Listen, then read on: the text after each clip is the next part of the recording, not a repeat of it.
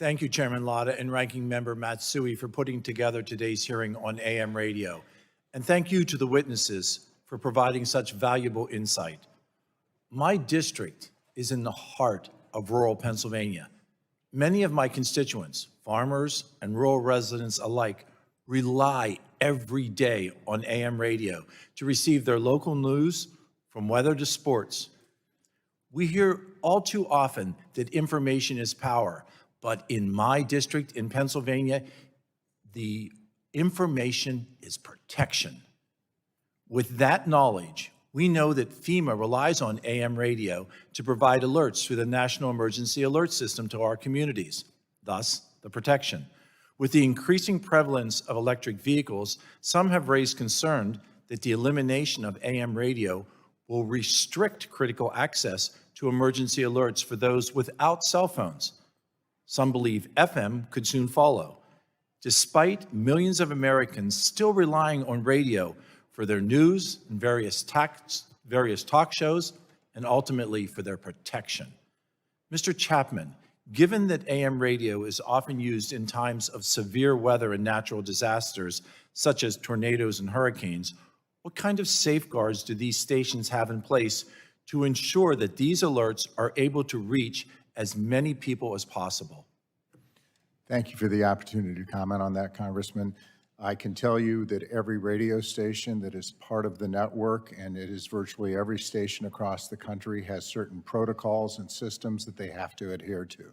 There's regular testing that takes place, and so unlike the other systems that are in place, we continually go through and make sure that free over-the-air radio is accessible and that there's not holes or gaps in our system.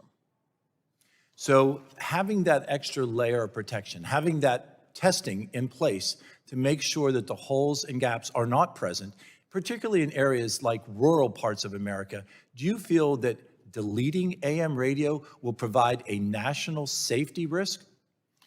And I think that is the biggest question, obviously, that we're talking about right here, because the EAS system has redundancies. We've talked about that this morning, but there are parts and roles that AM radio plays in it that cannot be substituted by other forms. It was chosen, and we've talked about it a couple of times, as the primary entry point for the national alerts that go out. And the reason for that is those radio stations cover 90% of the United States. There are 60 of the 70-some radio stations that are PEP stations that cover the entire network. And that is the most reliable method that we have in any time of crisis. And that reliability is important. Colonel DeMays, how many cell phones are not capable of the wireless emergency alerts? And could those that are non-capable cell phones be at risk without AM radio to missing emergency, amber, and presidential alerts, especially in rural communities? Thank you for the question, Congressman. I don't have the data on what that would turn out to be, but I can only state that having the AM radio available to communicate those messages out as a backup, whether or not that cellular device is functioning or not, is of critical importance. And as a follow-up, are individuals currently able to opt out of these imminent threat and amber alerts through the WARN Act, defeating the function of this system? And without those mobile alerts, what are the remaining ways to be notified of severe weather? Or are these communication systems in the near future going to be implemented to reach rural constituents like mine during an emergency?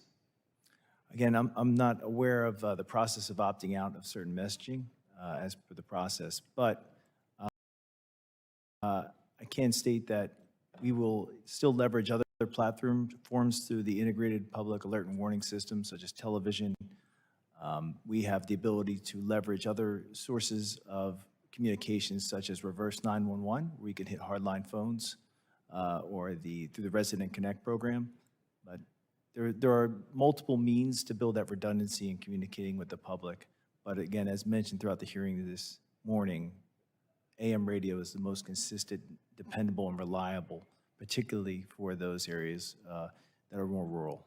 And I think it's worth, as my time diminishes here, repeating that AM radio is the most consistent, reliable form of communication that we have right now. Thank you, Mr. Chairman. My time has expired. I yield.